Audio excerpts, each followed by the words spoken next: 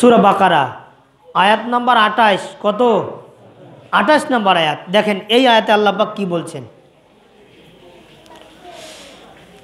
আল্লাহ পাক বলেন, কাইফা তাকফুরুনা বিল্লাহি ওয়া কুনতুম আমওয়াতান ফাআহইয়াকুম সুম্মা ইউমীতুকুম সুম্মা ইউহয়ীকুম সুম্মা ইলাইহি তুরজাউন। বলেন আল্লাহু আকবার। আল্লাহ বলছে কি, কাইফা তাকফুরুনা বিল্লাহ, কাইফা কেমনে, কিভাবে, তাকফুর অস্বীকার করো। আল্লাহ বলতেছে তোমরা কেমনে অস্বীকার করো আমাকে। ওয়া কুনতুম আমওয়াতা, ও বান্দারা তোমরা যে মৃত্যু ছিলে এটা লক্ষ্য করো না।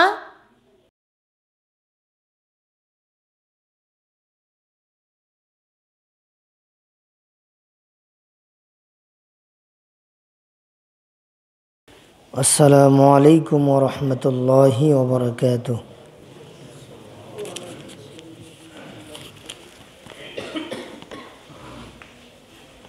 ইন্নাল হামদালিল্লাহ ওয়াসসালাতু ওয়াসসালামু আলা মান লা নাবিয়্যা বা'দা।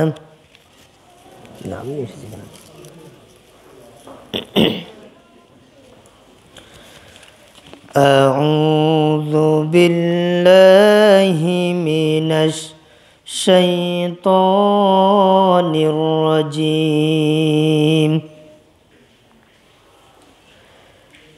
বিসমিল্লাহির রাহমানির রাহিম। কাইফা তাকফুরুনা বিল্লাহি ওয়া কুনতুম আমওয়াতা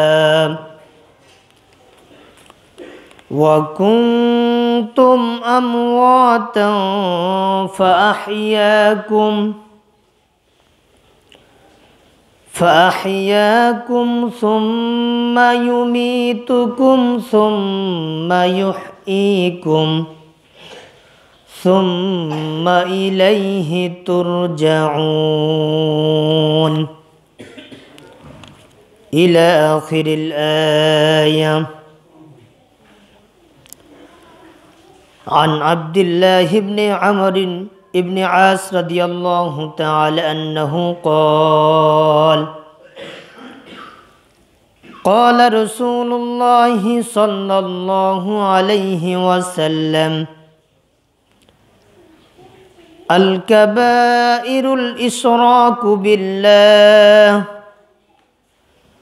وعقوق الوالدين وقتل النفس واليمين الغموس. رواه البخاري أو كما قال عليه الصلاة والسلام. আলহামদুলিল্লাহ, সমস্ত প্রশংসা সেই মহান আল্লাহ সুবহানাহু ওয়া তাআলার দরবারে আদায় করছি,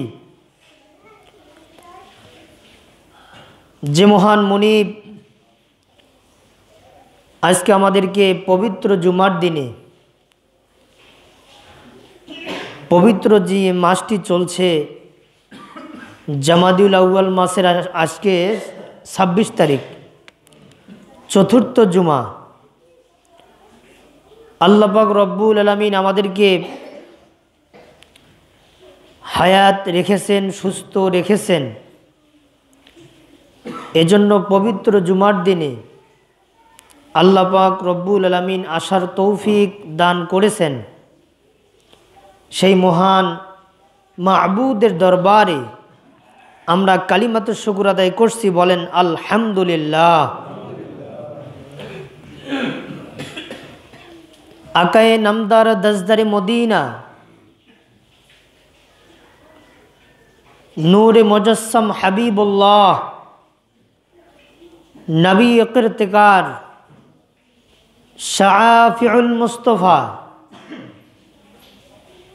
সকল মুসলমানদের কলিজার টুকরা নবী সেই রাসূলের শানে আমরা ছোট্ট একটি দরুদ সালাম পড়ছি। সওয়াবের উদ্দেশ্যে আমরা সকলে বলছি সাল্লাল্লাহু আলাইহি ওয়াসাল্লাম। তা সম্মানিত উপস্থিতি, আজকে পবিত্র জুমার দিনে যে গুরুত্বপূর্ণ একটি ফজিলতপূর্ণ সূরা থেকে যে আয়াতটি আমি আপনাদের সামনে উপস্থাপন করেছি, এই আয়াত থেকে গত জুমায় কথা বলছিলাম। আবারও এই আয়াত থেকে বাকি আলোচনাগুলো শেষ করতে চাই। আল্লাহ পাক রব্বুল আলামিন আমাদেরকে যেন শোনার পরে বাস্তব জীবনে আমি সহ আপনাদের সকলকে আমল করার তৌফিক যেন আল্লাহ পাক দান করেন। আমরা সকলে বলছি আল্লাহুম্মা আমিন। তো সম্মানিত উপস্থিতি, খুতবার শুরুতেই যে হাদিসটি আমি আপনাদের সামনে উপস্থাপন করেছি, এই হাদিসটি বা এই হাদিসটির থেকে আমাদের অনেক শিক্ষা।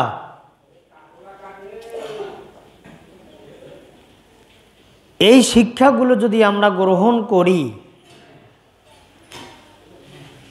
তা আমরা অবশ্যই মৃত্যুর পরে আমরা আশা করছি আল্লাহ পাক মৃত্যুর পরে আমাদেরকে বিনা হিসাবে জান্নাতের ব্যবস্থা করবেন। বলেন সুবহানাল্লাহ। কোরআন কার বাণী বলেন তো? আল্লাহর বাণী। হাদিস রাসূলের, কিন্তু এটাও আল্লাহর বাণী। হাদিসটাও কি? এটাও আল্লাহর বাণী। কেন? আমরা যেটা পাই ওহী দুই প্রকার। কত প্রকার? দুই প্রকার। একটা হলো ওহীয়ে মাতলু, তারপরে দুই নম্বর হচ্ছে ওহীয়ে গায়রি মাতলু। একটা সরাসরি আল্লাহর কিতাব যা নাজিল হয়েছে আমাদের প্রাণপ্রিয় রাসূল তেনার উপরে, পবিত্র কোরআনুল কারীম। আর দ্বিতীয়ত হাদিস, এমন কথা বলেন নাই যা আল্লাহ বলেন নাই এবং বলতে বলেন নাই, এ কথা আল্লাহর নবী বলেন নাই। যা আল্লাহ বলছে তাই আল্লাহর নবী বলছে। বলেন সুবহানাল্লাহ। আল্লাহর বাইরে কোনো কথা বলেন নাই আল্লাহর রাসূল। এজন্য রাসূলের প্রত্যেকটা কথা কি? হাদিস। এটাও কার বাণী? আল্লাহর বাণী। কিন্তু আমরা সাধারণত ধরে নেই বা আমরা যেটা জানি হাদিসটি রাসূলের, কিন্তু মূল ব্যাখ্যা হলো, মূল অর্থ হলো কোরআনটাও আল্লাহর বাণী, হাদিসটাও আল্লাহর বাণী। তা যে হাদিসটি আমি আপনাদের সামনে বলতে চাচ্ছি, এই হাদিসটি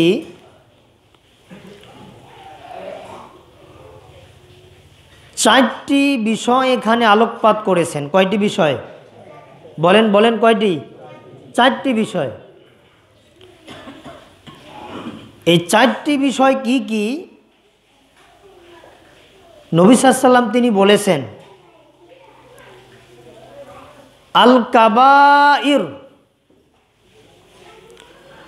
বড় গুনাহ হলো চারটি। কয়টি?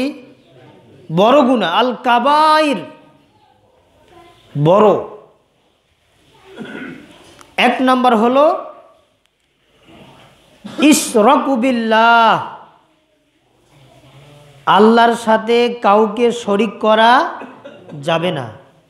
এটা এক নম্বর, এটা সব থেকে বড় গুনাহ।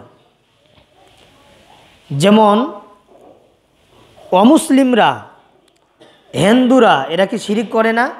শিরিক করে। এরা মূর্তিকে তৈরি করে মূর্তির সামনে ধুনা আরও অনেক কিছু নিয়ে ভক্তি পূজা করে, উলুধ্বনি দেয়। যখন সকাল সন্ধ্যা হয় সে সময় তারা আগুন নিয়ে মূর্তির সামনে উলুধ্বনি দেয় আর রাম রাম হরে কৃষ্ণ কৃষ্ণ হরে রাম এভাবে বলতে থাকে। যখন ভক্তি দেওয়া শেষ তখন তারা কি করে, দুই হাত দিয়ে এইভাবে ধরে, ধরার পরে এরা বলে কি, ওম তৎসৎ যদা যদাহি ধর্মস্য গ্লানি ভগবতী অদ্ভুত ভারত ওম শান্তি ইল্লাং কালিমাতাং সাচ্চা রাম রাম হরে রাম কৃষ্ণ কৃষ্ণ হরে রাম। এটা একটা শ্লোক, এটা আমি মুখস্থ করেছি তাদের কিতাব থেকে, বেদ থেকে। একটা কিতাব পাওয়া যায় তাদের, বেদ সমগ্রহ, ওটা আমার বাড়িতে আছে, এটা কলকাতার থেকে আমি সংগ্রহ করেছি। তো এই যে তারা শিরিক করে, মানে আল্লাহ যে একজন আছে, সৃষ্টি করছে আল্লাহ পাক সারা দুনিয়ার যাহা কিছু আছে, খলাকাস সামাওয়াতি ওয়াল আরদ, যাহা কিছু আমরা দেখতে পাই আসমান এবং জমিনে, সব কার সৃষ্টি? আল্লাহর সৃষ্টি।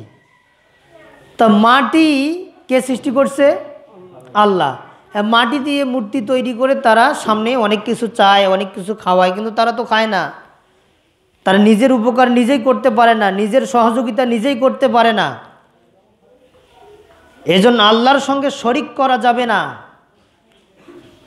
যারা শরিক করবে, যারা শিরিক করবে, এদের সমস্ত আমল বরবাদ হয়ে যাবে, কোনো আমল থাকবে না।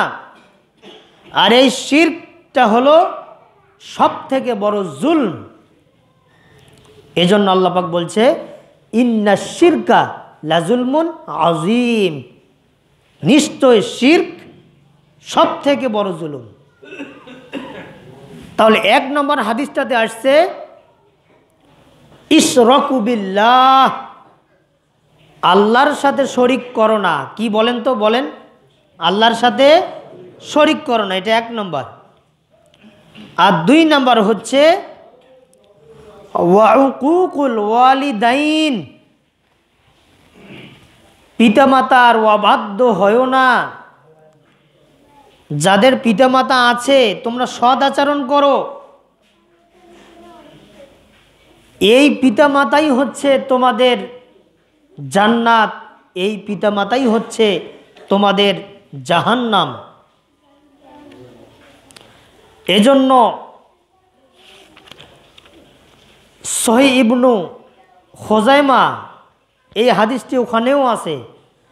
আবার সুনানু ইবনু মাজাহ এই হাদিসটাতে আসছে 3662 নম্বর হাদিস। এই হাদিসটির রাবি হচ্ছে আবু উমামা রাদিয়াল্লাহু তাআলা আনহু। তিনি বলছেন যে হুমা জান্নাতুকা ওয়ান নারুক,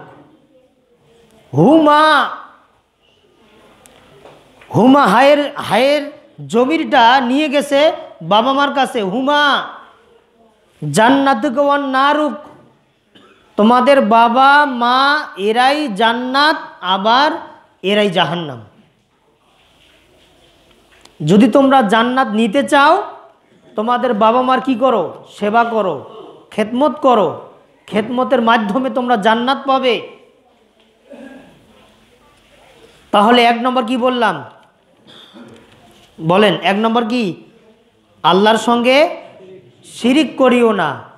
আর 2 নম্বর হচ্ছে পিতামাতার অবাধ্য হইও না। যদি অবাধ্য হও তাহলে তোমরা বড় কাবিরা গুনাহ করবে, সব থেকে বড় গুনাহ, আল কাবাইর, বড় গুনাহ। এ গুনাহ সহজে মাপ হয় না, এই গুনাহ হবে। আর এই পিতামাতা সম্পর্কে আল্লাহ পাক রব্বুল আলামিন বিস্তারিত একটা পূর্ণ রুকু আল্লাহ পাক রব্বুল আলামিন তিনি আলোচনা করেছেন সূরাতুল বনী ইসরাইল, এই সূরাতে। তা দেখেন আল্লাহ পাক কি বলেন,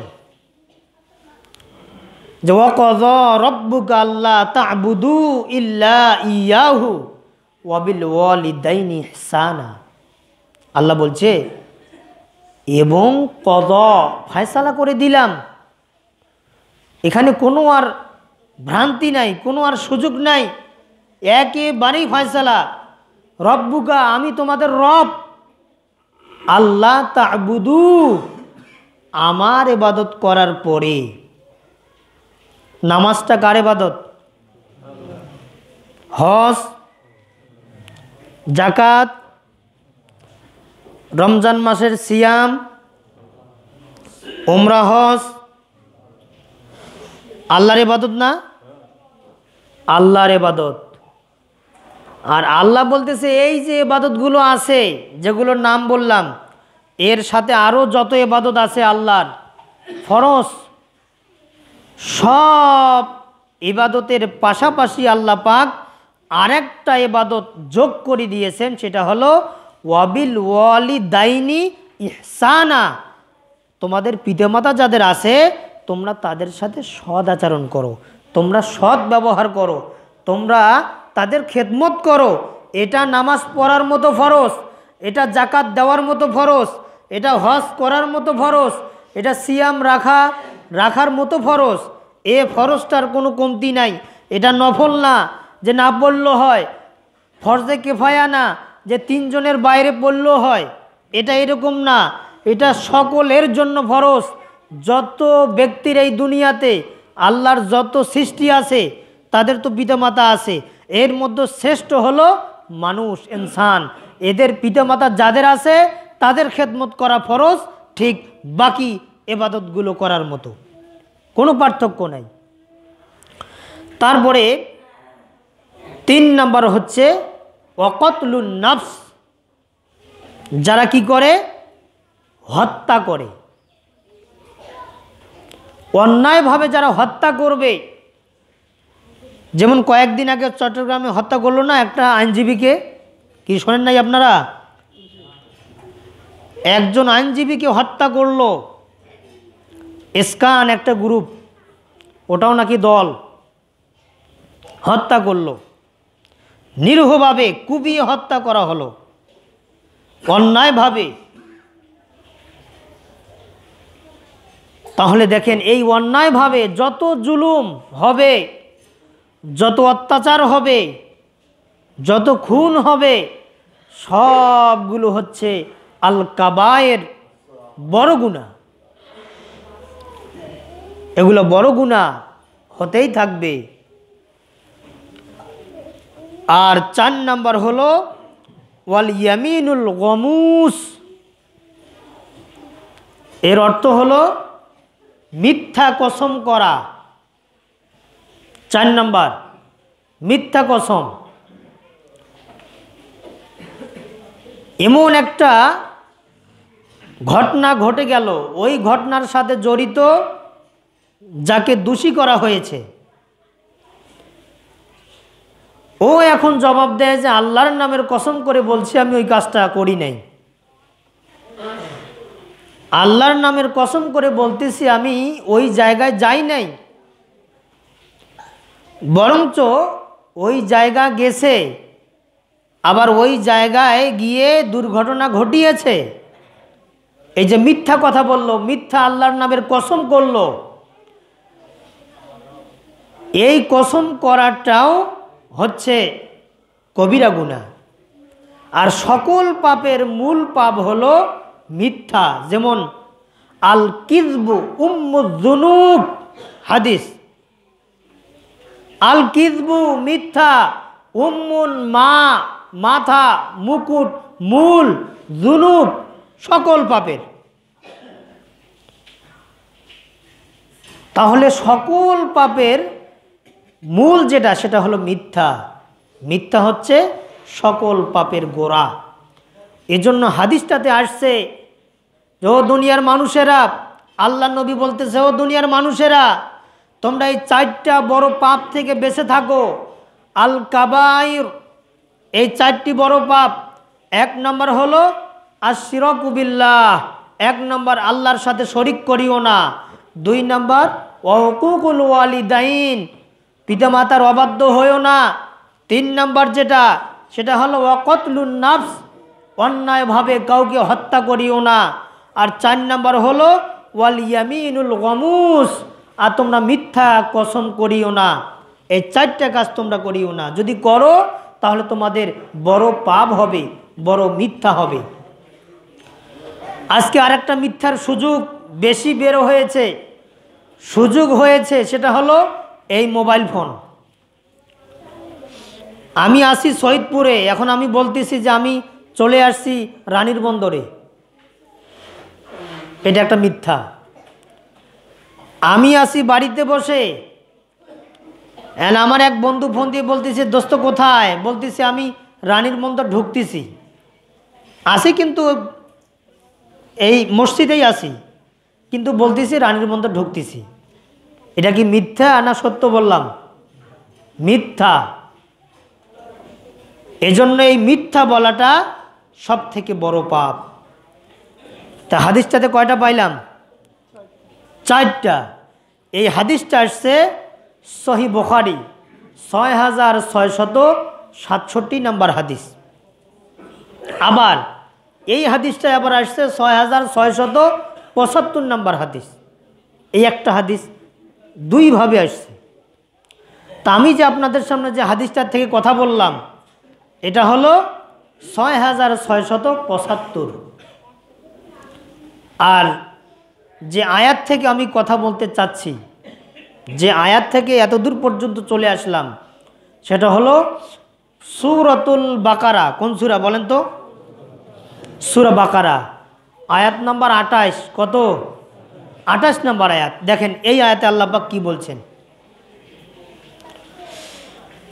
আল্লাহ পাক বলেন, কাইফা তাকফুরুনা বিল্লাহি ওয়া কুনতুম আমওয়াতান ফাআহইয়াকুম সুম্মা ইউমীতুকুম সুম্মা ইউহয়ীকুম সুম্মা ইলাইহি তুরজাউন। বলেন আল্লাহু আকবার। আল্লাহ বলছে কি? কাইফা তাকফুরুনা বিল্লাহ। কাইফা, কেমনে, কিভাবে, তাকফুর, অস্বীকার করো। আল্লাহ বলতেছে তোমরা কেমনে অস্বীকার করো আমাকে। ওয়া কুনতুম আমওয়াতা, ও বান্দারা তোমরা যে মৃত্যু ছিলে, এটা লক্ষ্য করো না? তোমরা মৃত্যু ছিলে যখন আমরা মায়ের পেটে ছিলাম। দেখেন বাবা মার মোহাব্বত ভালোবাসার মাধ্যমে সামান্য 1 ফোঁটা পানি, 1 ফোঁটা নাপাক পানি মায়ের রেহেমের ভিতরে চলে গেল, ঢোকার সাথে সাথে ডিম্বাণু দরজা বন্ধ, আর কোনো হায়েজ হবে না, মিন্স হবে না, বন্ধ হয়ে গেল 1 ফোঁটা। এই 1 ফোঁটা 40 দিন থাকলো, হয়ে গেল কি? জমাট বাঁধা রক্ত। আবার 40 দিন হলো, ওই জমাট বাঁধা রক্ত হয়ে গেল মাংসের টুকরা। আবার 40 দিন হলো, ছোট মুরগির বাচ্চার মতো আকৃতি ধারণ করলো। আবার 40 দিন হলো, ধীরে ধীরে ধীরে ধীরে পুরাপুরি আকৃতি নিচ্ছে, মানব রূপী একটা আকৃতি হচ্ছে। আবার 40 দিন হচ্ছে, পূর্ণাঙ্গ রূপে হাত পা সব হয়ে গেল। হওয়ার পরে প্রথম 3 মাস দাঁড়িয়ে থাকবে, দ্বিতীয় 3 মাস রুকু অবস্থায় থাকে, তৃতীয় 3 মাসের বেলা সেজদারত অবস্থায় থাকে বাচ্চারা। হাদিস খোলেন, আপনি মুসান্নাফ ইবনে আবি সাহেবা খোলেন, হাদিস খোলেন, পাবেন। একটা কথাও এদিক সেদিক মিথ্যা বলবো না। এই যে 3 মাস পরে এই যে সামান্য দেখেন 1 ফোঁটা নাপাক পানির থেকে আল্লাহ পাক কত দূর পর্যন্ত নিয়ে গেল। তাহলে এজন্য আল্লাহ পাক বলতেছে কাইফা তাকফুরুনা বিল্লাহ, তোমরা কেমনে অস্বীকার করো, আমি দিলাম নাকি তোমাদেরকে? সব তো দিলাম, না চাইতে দিলাম। ওয়াকুনতুম আমওয়াতা, তোমরা যে মৃত্যু ছিলে, কি কোথা থেকে কিভাবে তোমাকে বের করলাম? প্রথমে ছিলা কোথায়? রুহের জগতে। তারপরে কোথায়? মাতৃ জগতে। তারপরে আসবে কোথায়? এহকালীন জগতে, দুনিয়াতে। তারপরে কোথায়? পরকালীন জগতে তোমাকে যাইতে হবে। দিলাম নাকি? সবে দিলাম। এজন্য মায়ের পেটে যখন আস্তে আস্তে আস্তে আস্তে বড় হয়, ওই বাচ্চা বড় হওয়ার পরে যখন দেখা যায় একজন মা খাইতে বসছে, বসার পরে বাচ্চা পা দিয়ে লাথি মারছে, আবার ব্যথাতে উঠে গেল। স্বামী বলতেছে, কি হলো তোমার? খাইতে বসছো আবার উঠে দাঁড়ালে যে? বলতেছে, ব্যথা করতেছে, বাবুটা ভিতরে নড়াচড়া করতেছে, লাথি মারছে। এই জন্য আল্লাহর নবী সাল্লাল্লাহু আলাইহি ওয়াসাল্লাম তিনি বলছেন, একজন অসুস্থ মহিলা যত ব্যথা সহ্য করে, এই ব্যথার বদৌলতে আল্লাহ পাক একটা কবুলিয়াত উমরা হজের সওয়াব ওই মায়ের আমলনামায় দিয়ে দেয়। বলেন সুবহানাল্লাহ। কবুলিয়াত হজ।